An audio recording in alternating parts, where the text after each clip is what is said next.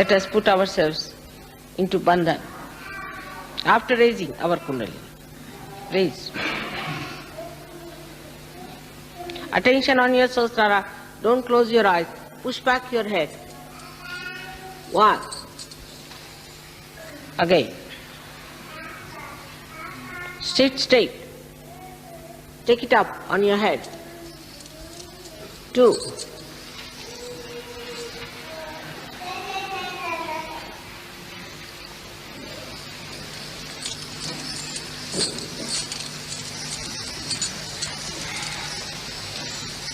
3. Now a Bandan. 1. Slowly. 2. With attention on the Sahasrara. 3. How do I do it? 4. 5. Good. 6. Attention on Sahasrara. 7.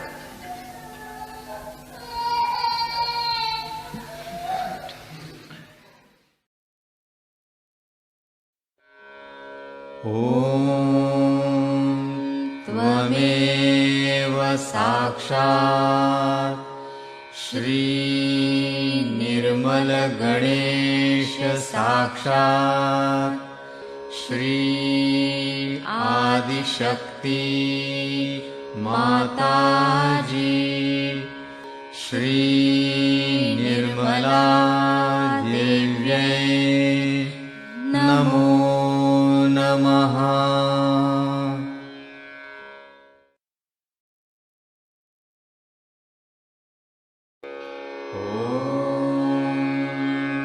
नमस्ते गणपतये त्वमेव प्रत्यक्षं तत्त्वमसि त्वमेव केवलं कर्तासि त्वमेव केवलं धर्तासि त्वमेव केवलं हर्तासि त्वमेव सर्वं खल्विदं ब्रह्मासि त्वं साक्षादात्मासि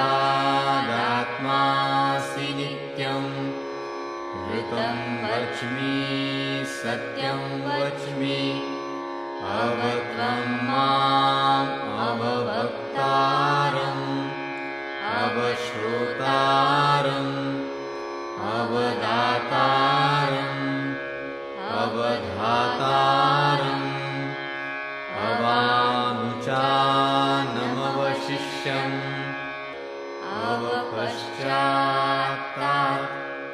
अवपुरस्तात् अवुत्तरात्तात् अवदक्षिणात्तात् अवचोर्ध्वात्तात् अवाधरात्तात् सर्वतो मां पाहि पाहि समन्तात् त्वं वाङ्मयस्त्वं चिन्मयः त्वमानन्दमयस्त्वं ब्रह्ममयः त्वं सच्चिदानन्दाद्वितीयोऽसि त्वं प्रत्यक्षं ब्रह्मासि त्वं ज्ञानमयो विज्ञानमयोऽसि सर्वं जगदिदं त्वत्तो जायते सर्वं जगदिदं त्वत्तस्तिष्ठति सर्वं जगदिदं त्वयि लयमिष्यति सर्वं जगदिदं त्वयि प्रत्येति त्वं भूमिरापो नलो नीलो नभः त्वं चत्वारि वाक्पदानि त्वं गुणत्रयातीतः त्वं देहत्रयातीतः त्वं कालत्रयातीतः त्वं मूलाधार युक्तोऽसि नित्यं त्वं शक्तित्रयात्मकः त्वां योगिनो ध्यायन्ति नित्यं त्वं ब्रह्मा त्वं विष्णुस्त्वं रुद्रस्त्वम् इन्द्रस्त्वम् अग्निस्त्वं वायुस्त्वं सूर्यस्त्वं चन्द्रमास्त्वं ब्रह्मभूर्भुवःस्वरो गणादीन् पूर्वमुच्चार्य वर्णादि तदनन्तरम् अनुस्वारः परतरः अर्धेन्दुलसितं तारेण रुद्धम् एतत्तव मनुस्वरूपं गकारः पूर्वरूपम् अकारो मध्यमरूपम् अनुस्वारश्चान्त्यरूपम् बिन्दुरुत्तररूपम् नादसन्धानम् संहिता सन्धिः सैषा गणेशविद्या गणकऋषिः निःसृद्गायत्री छन्दः गणपतिर्देवता ॐ गं गणपतये नमः एकदन्ताय विद्महे वक्रतुण्डाय धीमहि तन्नो दन्ती प्रचोदयात् एकदन्तं चतुर्हस्तं पाशमङ्कुशधारिणं रदं च वरदं हस्तैर्बिभ्राणं मूषकध्वजम् रक्तं लम्बोदरं शूर्पकर्णकं रक्तवाससं रक्तगन्धानुलिप्ताङ्गं रक्तपुष्पैः सुपूजितं भक्तानुकम्पिनं देवं जगत्कारणम् अच्युतम् आविर्भूतं च सृष्ट्यादौ प्रकृतेः पुरुषात् परम् एवं ध्यायति यो नित्यं स योगी योगिनां वरः नमो व्रातपतये नमो गणपतये नमः प्रमथपतये नमस्तेऽस्तु लम्बोदरायैकदन्ताय विघ्ननाशिने शिवसुताय श्रीवरदमूर्तये नमो नमः साक्षात् श्री आदिशक्ति माताजी श्री निर्मला देव्यै नमो नमः।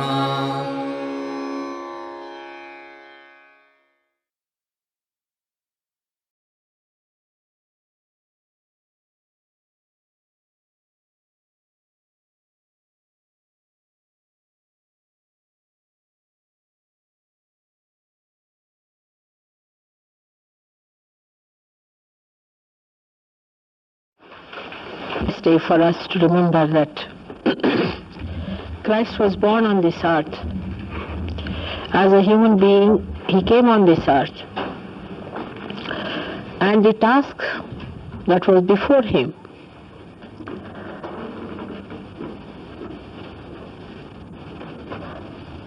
was to enlighten human awareness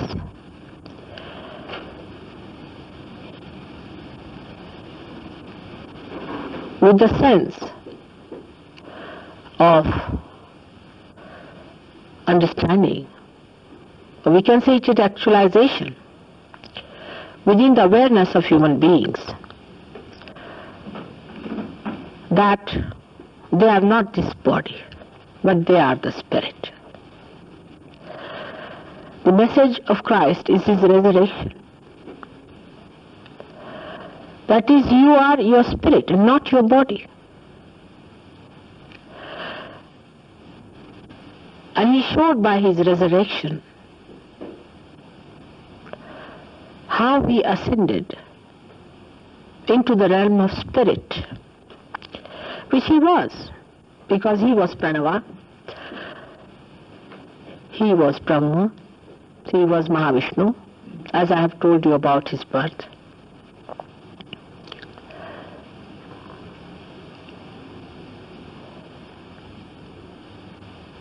And when he came on this earth, in a body, like a human being,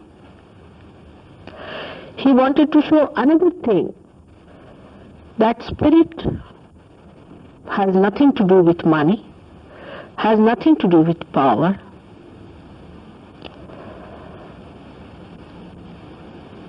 It is all powerful, all pervading, but is born in a stable.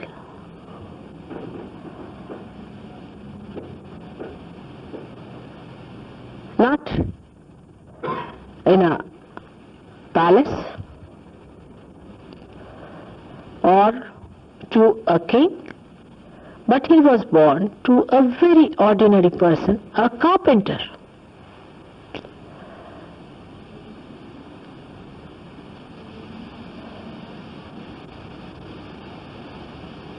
Because if you are the king, as we say in Hindi language, Badshah, then nothing is greater than you, isn't it? It means simply that. Nothing is higher than you, neither anything can decorate you, because whatever you are at the highest. All the worldly things so-called are just like dried grass, Trinavat. So he was kept in the dried grass. To many it makes very unhappy, and they feel very sorry that Christ, the one who came to save us, was kept under such conditions, and why not God provided him with something better?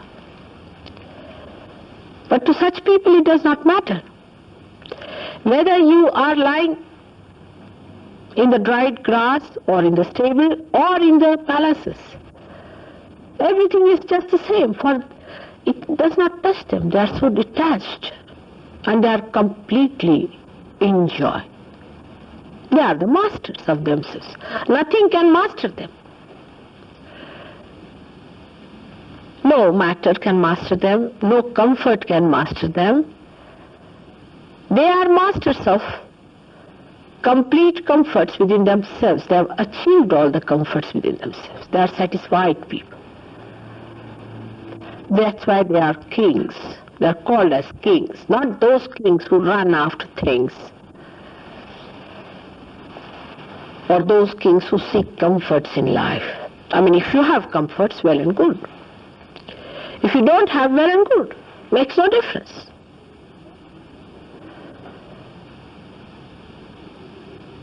So many people, especially in Latin America when I went there, they said, but we can't understand why Christ was born as a poor man. This is again the human concept about God is. See, he wants to command God, be born in a king's palace. You cannot order him about. We have our own concepts about God, that why should he be a poor man? Why should he be helpless? He never showed his helplessness. He was much more dynamic than all your kings and all your politicians put together. He was not afraid of anyone. Whatever he had to say, he said it. He was not afraid of crucifixion or any such punishment so-called. It's only the human beings, you see, who have these false ideas about life. And that's why they want to put these ideas onto God also and try to make him follow their own concepts. God is not your concept. He is not a concept at all. To also say that concept is after all is a concept is also a concept. This I have found out very recently. This is another myth people carry. Those who say that, oh, concept is a concept, all right, Mataji says, all right, so what? But even this is a concept, because concept is thought. You have to rise beyond thought, at a higher level, into thoughtless awareness, where you are not in thought, but you are in the center of the thought, in the sense that one thought rises and falls, and there's a place in between, another thought rises and falls. You are in the center of these thoughts. The vilamba, as we call it, the time where you pause. Then you will understand Christ. He was here, partly of course to save us, because he had many aspects, I should say. Not only to save human beings, he came on this earth. There were many more aspects. This is also human beings have a demand, you see, that they must be saved. Why? One should, from God's angle if you see, why should they be saved, all of them? What have they done for God? How can you demand, God, that you must save us? Can you? You cannot ask for that.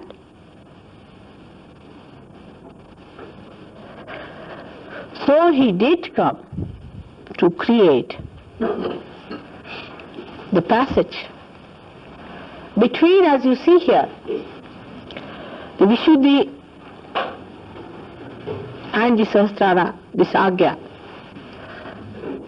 In the primordial being, the Virat, he was born there to open that door.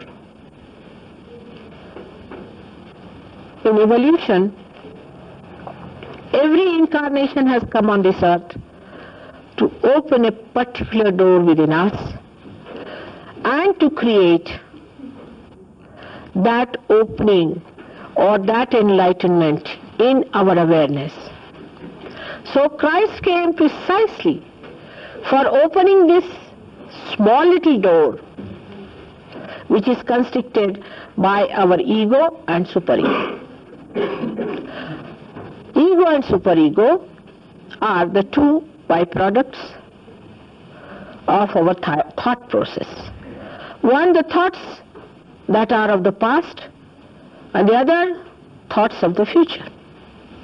He came to make that gap, to cross that gap, and that's how he has sacrificed himself, his body,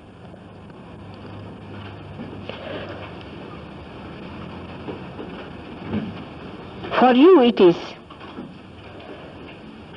a very big thing of remorse and repentance. But for such people, it is not. It's a play. They have to play a certain role. That's why I do not understand why do you show him to be such a lanky-panky, miserable creature. He was never miserable. Such people can never be miserable as you are. This is another concept of man, that he should be lanky, panky, tally, skinny, starved, bones coming out. Count them one by one. Horrible, I tell you. from his childhood to his death, he was jolly person. He was happiness. He was joy.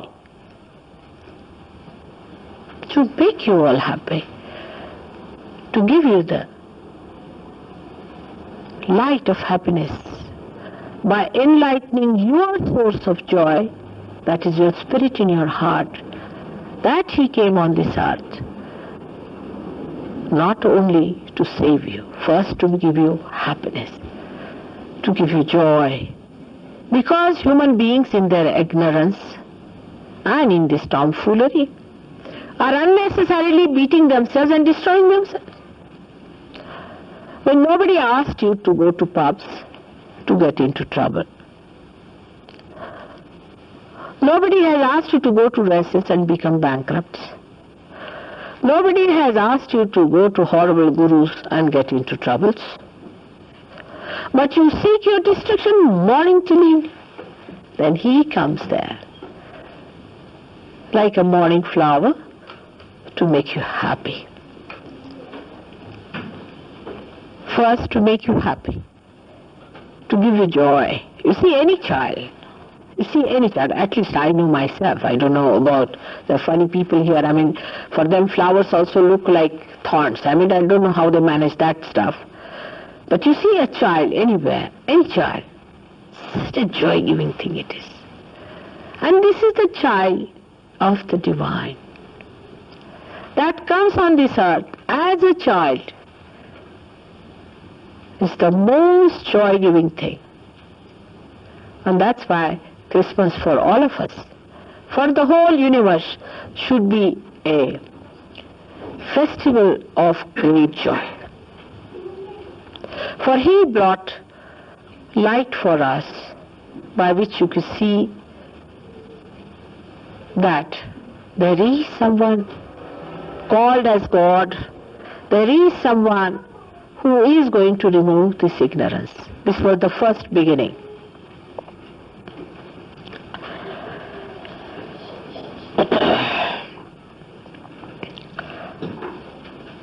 So, for us, it is necessary to be first joyous and be happy and relaxed, and not to take anything that seriously as we take. Because divine life doesn't make you serious, because it's all a play. It's a maya. I have seen in all the rituals that people follow, in all the so-called religious people, they are too serious to be religious. A religious person is bubbling with laughter. He doesn't know how to hide his joy, and he doesn't know how to control his laughter when he sees people who are unnecessarily serious. I mean, nobody's dead. The way the people sit, it's sometimes you just don't know what to do with yourself. You just can't control. So there's nothing in this world for a person like Christ to feel sad about. And if you really believe in him, then please first of all give up this silly sadness and sulking and sitting down and becoming morose, not talking to anyone, silent bores all over. That is not the way to look at Christ. See how he went and talked to multitudes. How he opened his hands to all the people around, and how he tried to give them happiness. He has said that you are to be born again. That means he had to do this work, and that you have to get it sometime. He had promised that you are to be born again. Christ is to be born within us. I don't know what Christians understand out of this. How do you become born again? Not by going through a ritual of christening. Somebody coming from a theological college cannot make you a Christian. Like in our India, we have some paid Brahmins, as you have here paid people, you see. The whole day they will eat, drink, be merry, and evening time they will come and pray and preach. That sort of people.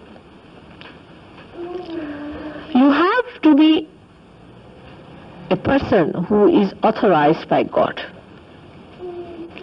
Unless and until you are authorized by God, you cannot give joy. And that's why I've seen all these people, the so-called big pundits and the big priests, and all of them are so serious because they are not authorized by God.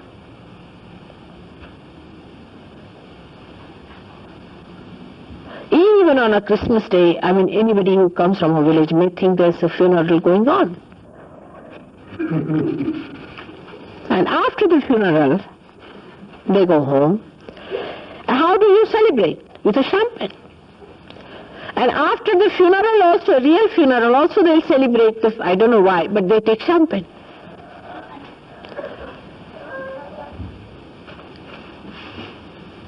How can you celebrate Christ?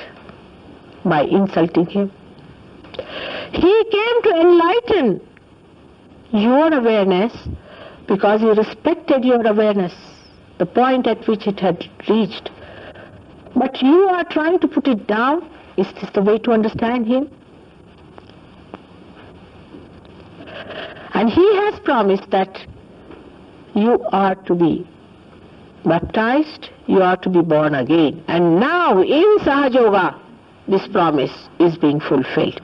So be joyous that here at the Agya Chakra, again Christ is born within you. And He is there. And you know how you can ask for His help, always. But the main thing that one has to understand, that the time has come for you to get all that is promised in the scriptures. Not only in the Bible, but all the scriptures of the world. The time has come today that you have to become a Christian, a Brahmin, a Peer, through your Kundalini awakening only. There is no other way out. And that your last judgment is also now. Only through your Kundalini awakening, God is going to judge you. How is He going to judge you otherwise? You think of somebody now. A person comes in now, here somebody sitting to judge you. How? By how many hairdressers you have been to? How many suits you have stitched for the Christmas? Or what presents you have bought? And how many cards you have sent? And to how many people you have sent some other things which may not be very palatable. That's not the way. Or is it that at what price you bought all the things? The way we are particular? Which way are we going to be judged?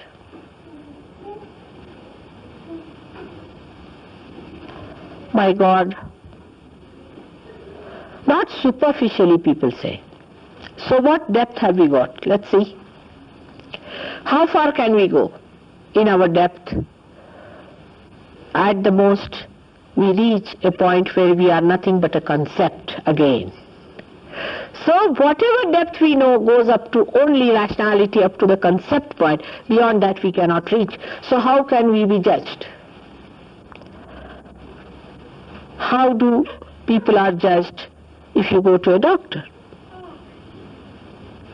He has his instruments, he works it out, he puts the light in, sees for himself and says this is the position.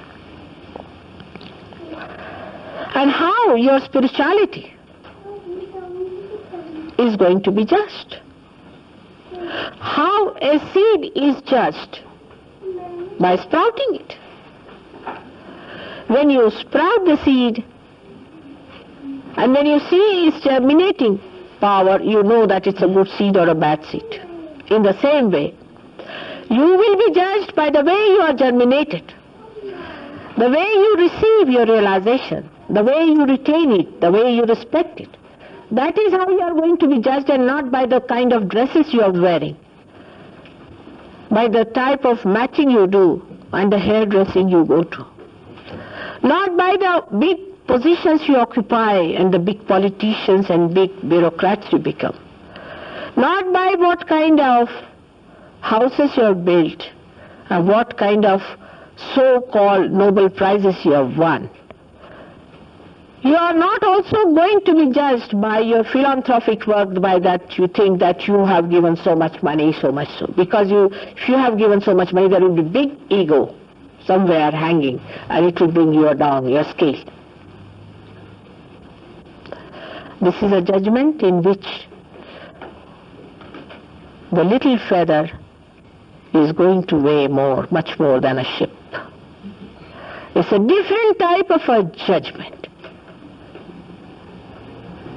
of a personality.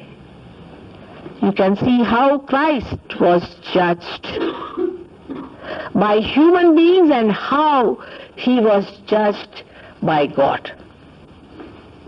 He came and lived in the dried straw like a feather. His mother never felt his discomfort.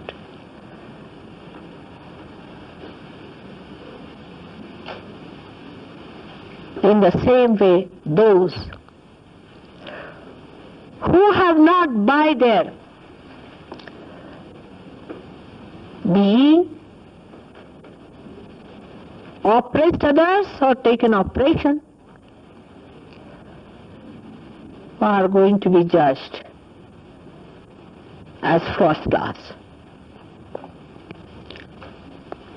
In the Kundalini awakening itself, there are inherent defects. Inherently, the Kundalini has some defects because of your previous karmas. Because what you have been doing in this lifetime. Because the things that you have accepted as reality, which is just a concept. Because when you have not known the absolute, whatever you will be doing, there will be a little of ignorance with it. Whatever you have done in darkness will have a particle of darkness in it. So without knowing realization, if you have propagated, oh, we are great saints, this, that, you will have no chance. If you think you are a very divine personality and you are already a realized soul, no chances. All the priests of all the religions will be the last to get realization. Valmiki in his Ramayana has very clearly said, a very interesting story is there, that a dog was asked, what do you want to be in your next life? So he told, make me anything but don't make me a Mathadish. A person, Mathadish is a person like a priesthood. So make me everything but not a priest anywhere.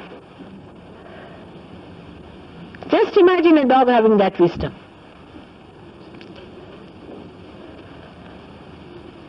But I do not say that all of them are like that. There may be some who are really genuine, some may be really realized people, may be authorized by God. But I'm sure they are not accepted by the multitude. I'm sure of that.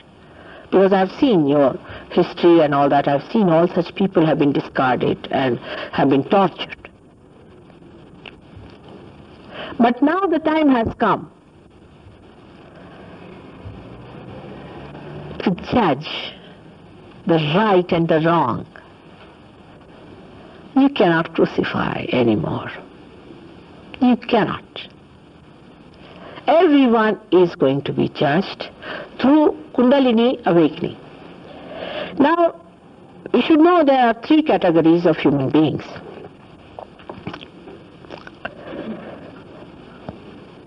I don't know which way to start, not to shock you.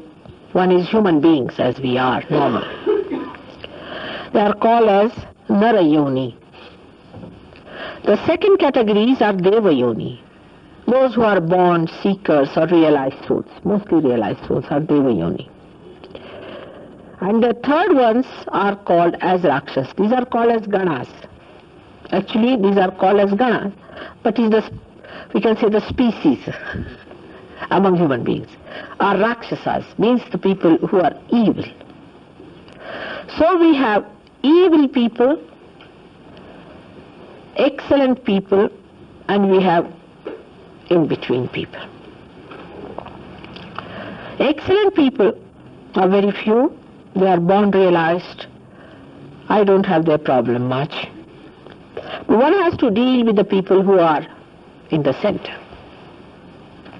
They are looking towards good, but have something hanging on to them, which is not so good. So for these people, there are inherently some defects in the Kundalini, which we must understand. The first of them is bad health. Physical bad health, actual physical bad health.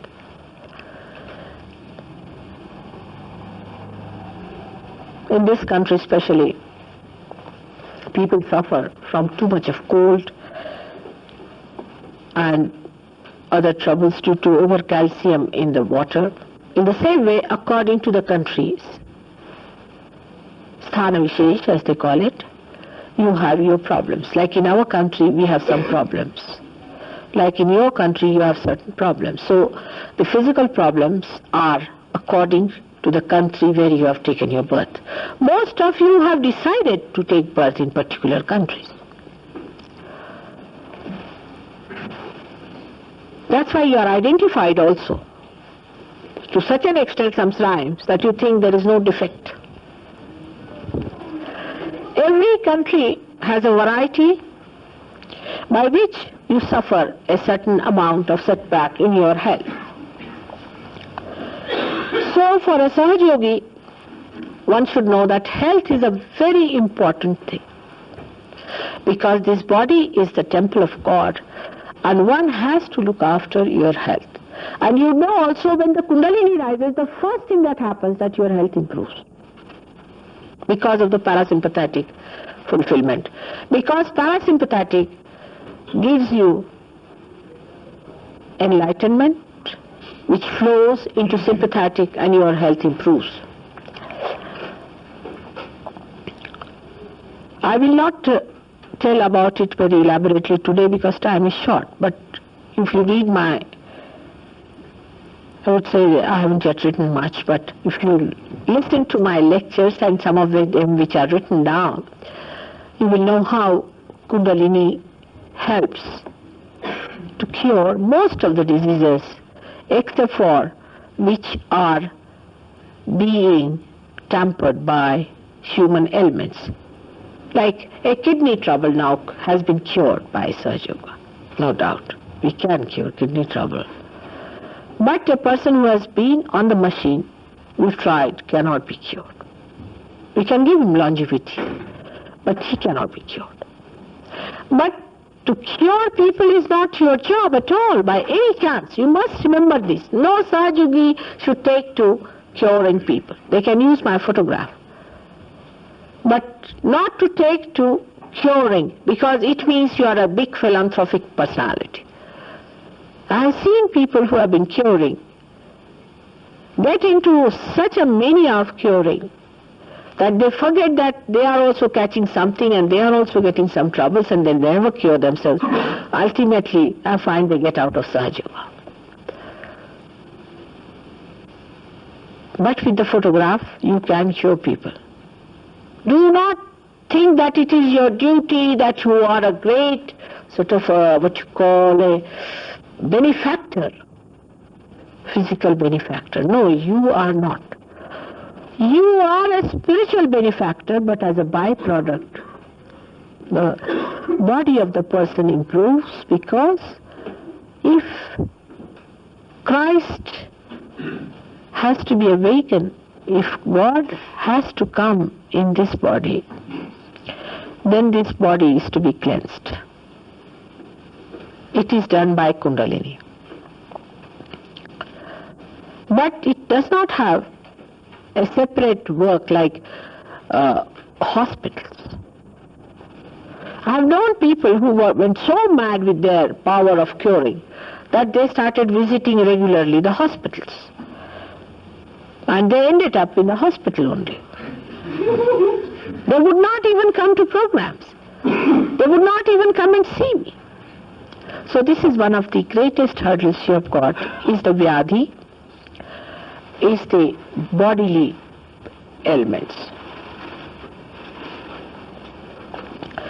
And the bodily element also should not take you down too much. If we have some problem, forget it. Gradually it will improve. With some people it takes time to get all right. But the main thing is to get to your spirit. So do not always say, Mother, cure me, cure me, cure me. But just say, Mother, give me the spiritual life. And you will be cured automatically. It may take time in some people. Doesn't matter. You have been sick all your life. Doesn't matter. A little more time. And also follow the methods which we have told about different diseases, especially liver in this country, colds, and gout and all these troubles. We have remedies for all this. Diabetes, we have. But work it out as a duty towards your body, towards the temple. But that should not be the end of your life. That's a very little part. I mean, it would be something like cleaning the whole place and then you get out of it. So why did you clean? Like I've seen here people, you see. When we were in Oxford, I was surprised. You see, everybody used to polish everything, and everything was lawn was done very well, and everything cleaned very well, and not even a rat would enter their houses. For months together, I never saw any person getting in, only getting out. And they were so particular. Husband, wife, so particular about cleanliness, neatness, everything. And the both of them would never even talk to each other. I have seen that. There were 7 houses except for our house, and they were all surprised at how many people are coming to our house. They said, "Are you an open house?" I said, "Yes, it is an open house." They couldn't understand what was wrong with us. Nobody would see that polished thing or anything. So that's how it should be, that we should not go to that extent, that it becomes a sort of a real Sahaja Yoga, and the rest, which is the most important, is for God. Health will improve gradually, as I have told you. But attention should be on your spirit.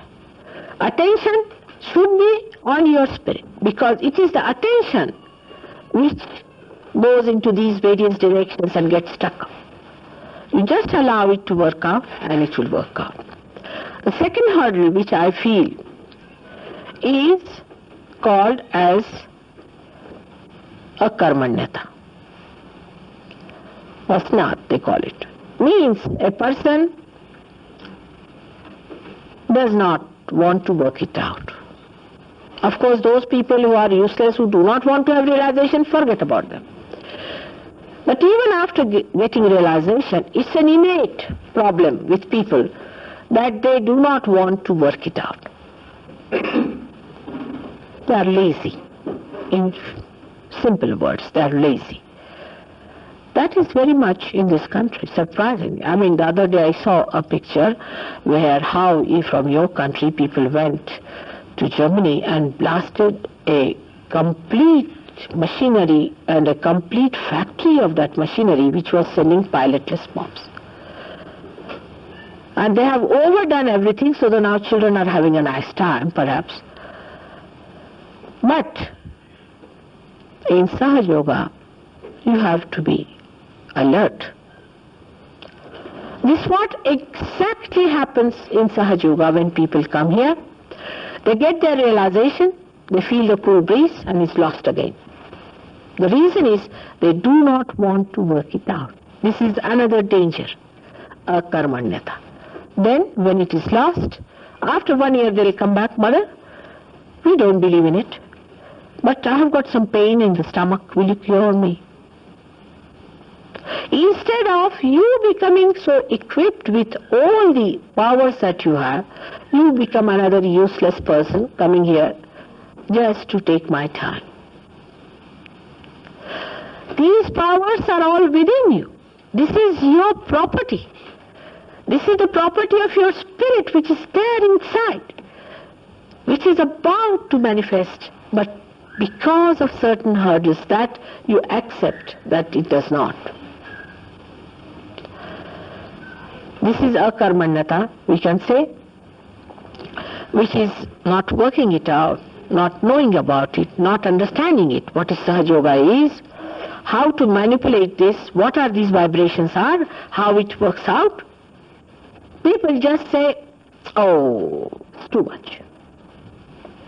Because they don't want to face the reality.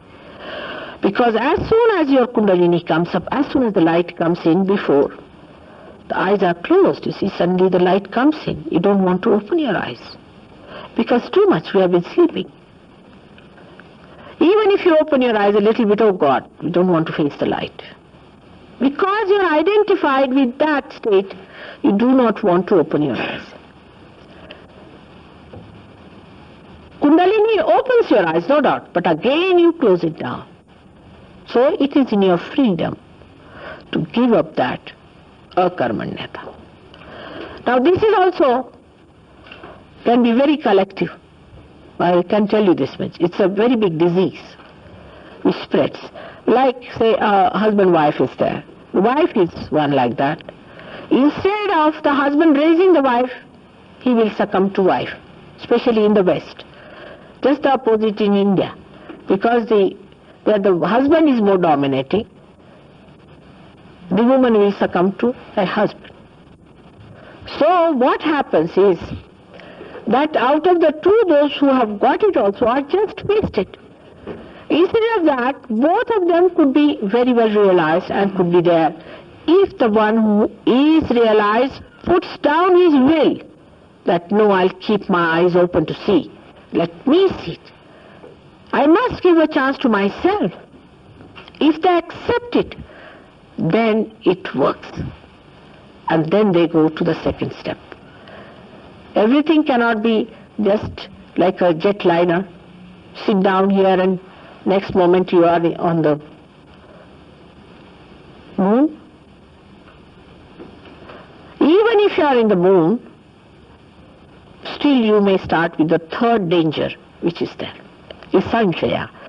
Is the doubting.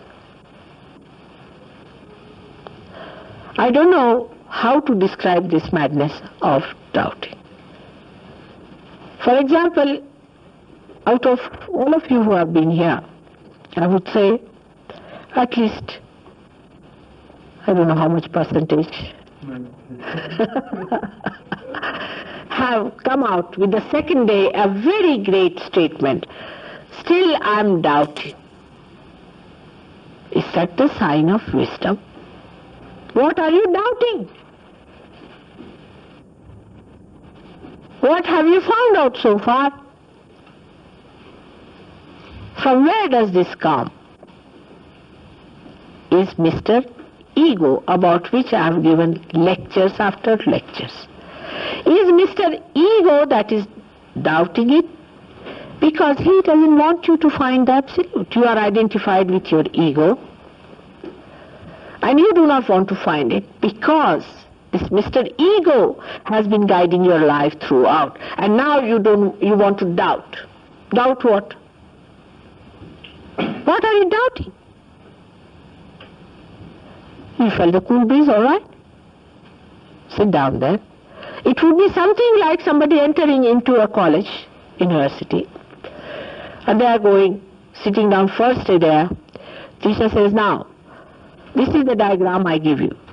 The students get up and say, sir, we doubt. Really?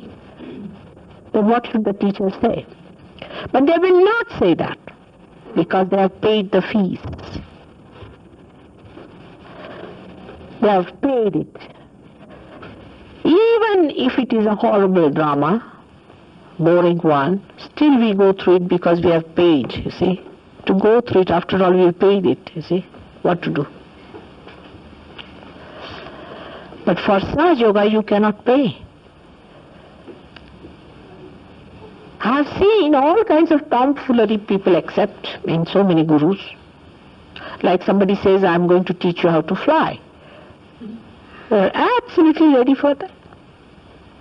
They will pay money and not doubt even a bit that the fellow is propagating, is he flying? Have you seen him flying anywhere? Please at least ask that person to fly. They will see the Kundalini rising with their eyes. They will see it pulsating, rising, breaking here. Still they'll sit down and say, I am doubting. Now who are you? How far have you reached? Why are you doubting? What are you doubting? What have you known so far about yourself? Now humble down yourself at this point. Humble down in your heart. No, I have not known myself. I have to know myself. I have not known myself. I haven't got the absolute. With what instrument I am doubting? This is one of the greatest hurdles of Kundalini awakening and in after awakening, called as Samshaya. The fourth one we can call it as Pramad, is the one by which we go on faltering all the time. Foolish questions. I mean, there are certain things one has to follow. If you are going on the road, you see, you are used to, say, continental driving. So always you turn on the wrong side.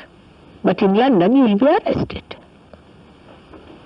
In the same way, so far you have been doing continental driving. Now you are in London. So you better take to the ways of Londoners and understand the roads and the maps and the regulations that are needed and try to follow them. But you are doubting it. That's the main point. Then you don't want to follow it. So the pramad is the mistakes that arise. Because Kundalini awakening is a free gift to anyone who comes here.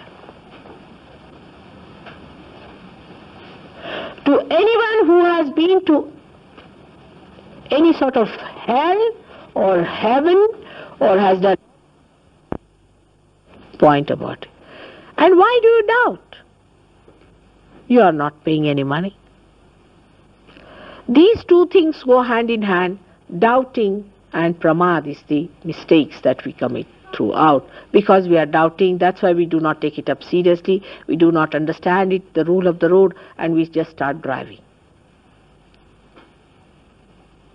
And then we have accidents. And then when we have accidents, we blame Mataji for that.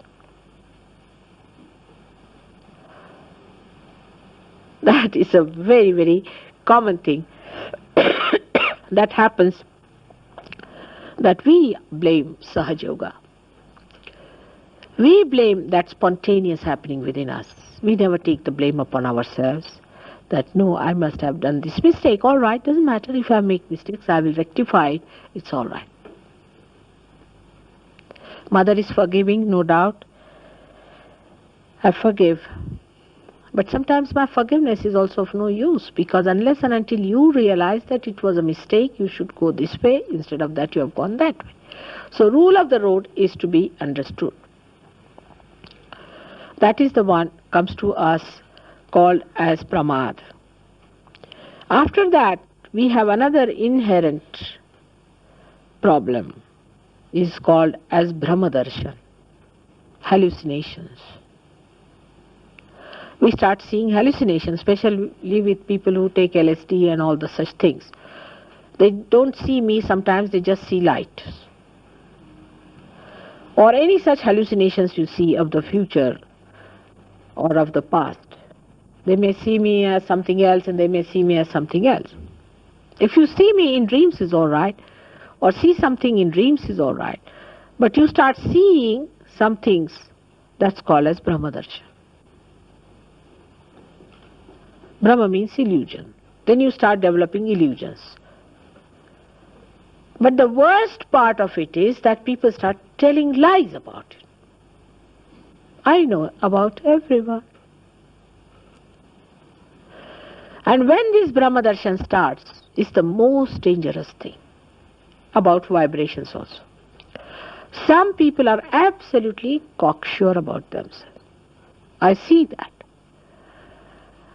And they'll tell all the world, you see, they'll dominate everybody saying that the vibrations of this is not good, the vibrations of that is not good, while they have no mastery over it.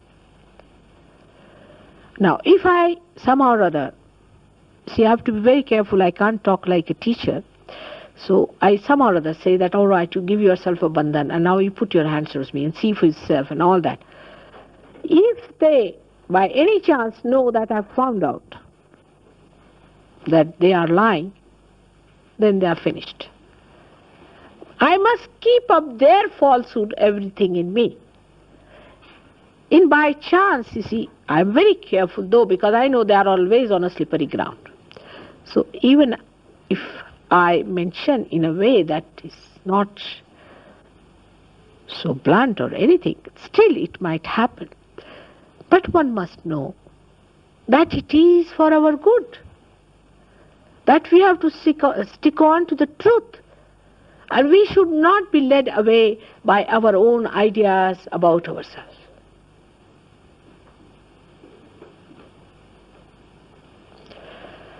Then the another thing comes is Vishaya Chitta, in which the attention is attracted by objects of your previous identification. Like your attention has been, you say, I'm very fond of cricket. All right, you are. But you should not be a sick person. I mean, cricket doesn't mean that you become a cricket bat. And you are good for nothing, for anything else. For all practical purposes, you are dead. That kind of craziness, for anything whatsoever, gets your attention into a very wrong state and is also not good for all the Sahajogis. Today's lecture is more for the Sahajogis. So I'm pointing out what are the inherent dangers of sustaining our realization, which is very important to understand. Now the two other very big dangers which we suffer from, apart from that the people get possessed and get ideas into their heads, they start singing songs, this, that. Sometimes I'm so embarrassed, I don't know what to say. I can see a devil speaking through them, but I just don't know how to tell them that, oh, please stop. Even praising me, I know what it is. But they'll just come up and say, Mother, we want to sing a song to you. All right, finished. I cannot say anything, because they do not know what they are singing. They do not know from where did they get this knowledge. It's something else doing this. Because of all these problems that you get possessed. The other day somebody came to me and said that, Mother, I'm feeling very overconfident about myself and cocksure. Really? And I feel like doing something very high-handed. And he did it. First he saw the possession coming into him. And then he did it. And did it in a very bad way. Everybody is angry with him. I know. But I'm not. Because something is done in possession. You don't know what madness people can do when they get possessed. I mean, they should end up in lunatic asylum, but because of being Sahajogis, they do all these things. But still, they are not stationed where they should be.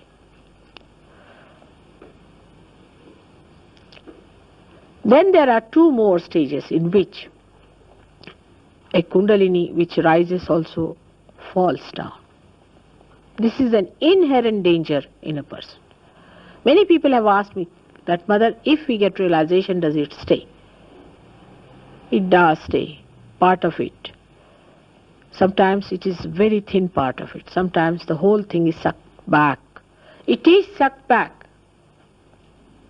If so, then you say, then we start doubting. Where is it written that you will be lifted up and put into something great, whatever may be your problems? Is it possible? Even from here, if I have to go to India, I have to get inoculations and vaccinations, I have to get my passport, go through an interview. While if you have to enter into the kingdom of God, then you are going to be judged. Not only judged, but even when supposing you give a grace mark and all that and a person is allowed to sort of get into the plane, maybe that they may ask you to get down. Is possible. And that happens with some people, that the Kundalini falls out. It is a very, very dangerous sign.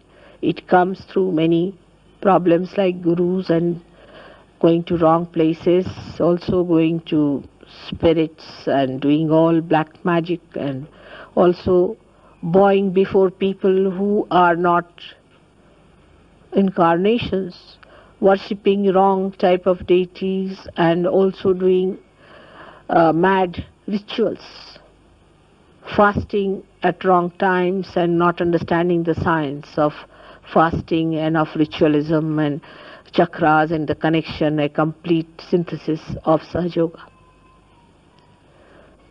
And it falls down. In some people you have seen that Kundalini rises and immediately falls down. It's a very, very dangerous thing, which really is very troublesome also. But still one can fix it up. Last danger that we have, which one should know, that you start feeling that you have become God or some like an incarnation or something. This is the biggest danger. And then you start taking law into your own hands and start rebuking others or doing all kinds of high-handed business or getting over self-satisfied with yourself.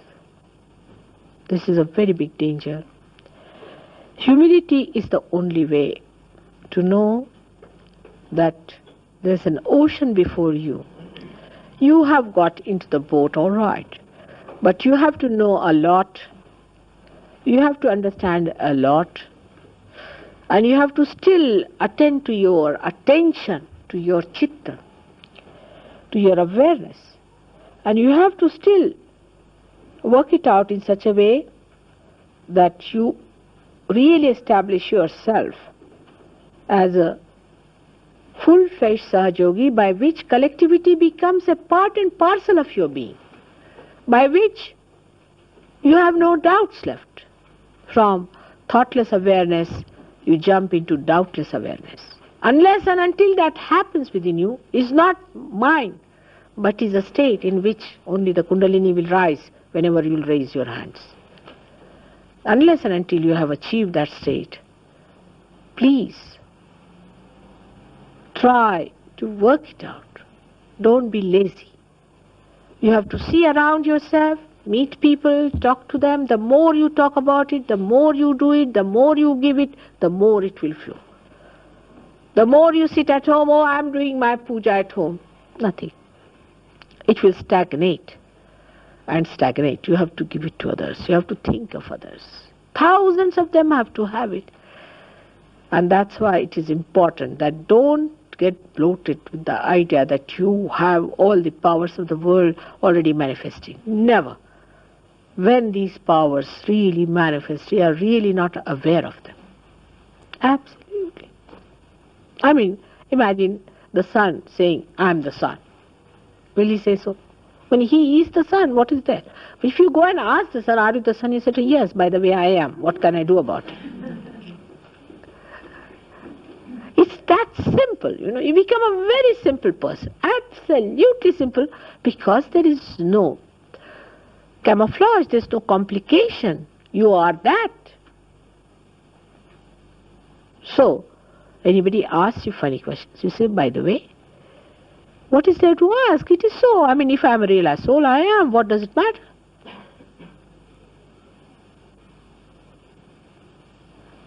With this understanding, we have to go to Sahaja Yoga, which I must say I am surprised how it is working miraculously. And it is working out. But it is you who can settle it within yourself. Now, among you, some are only on the periphery. We keep them on the periphery also, that you know very well. Some of them come in the center.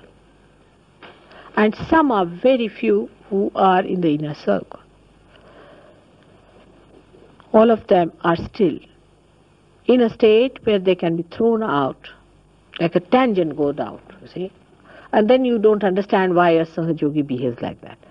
If you see some Sahajogi behaving like that, going in a tangent, know that you might do the same. So be careful. So today, at this juncture, when we are celebrating the great event of Christ's life, let us know that Christ is born within us, and the Bethlehem is within us. You don't have to go to Bethlehem, it's within us. He is there, and we have to look after it. It's still a child. You have to respect it, and you have to look after it. So the light really grows, and people know that you are realized souls. Nobody will doubt that you are not. May God bless you all.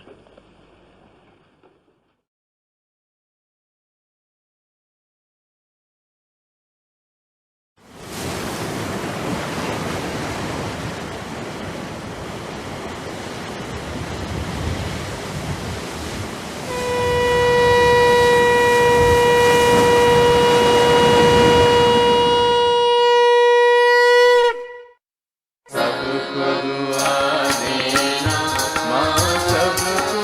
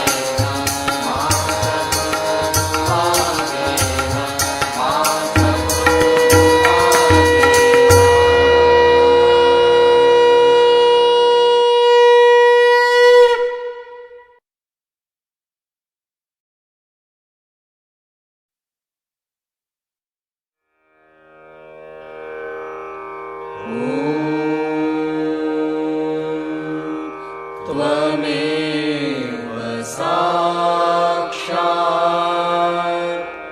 Shri Mahalakshmi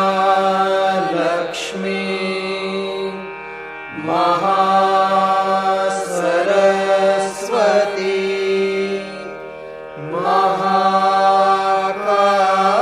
Mahakali त्रिगुणात्मिका kundalini साक्षात्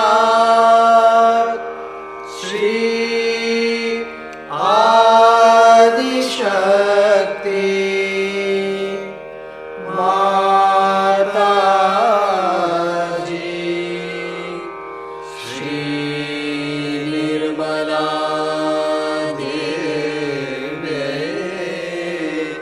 नमो नमः। ॐ त्वमेव साक्षात् श्री कल्की साक्षात् श्री आदिशक्ति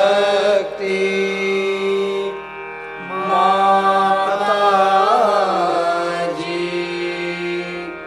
श्री निर्मला देव्यै नमो नमः। ॐ त्वमेव साक्षात् श्री कल्की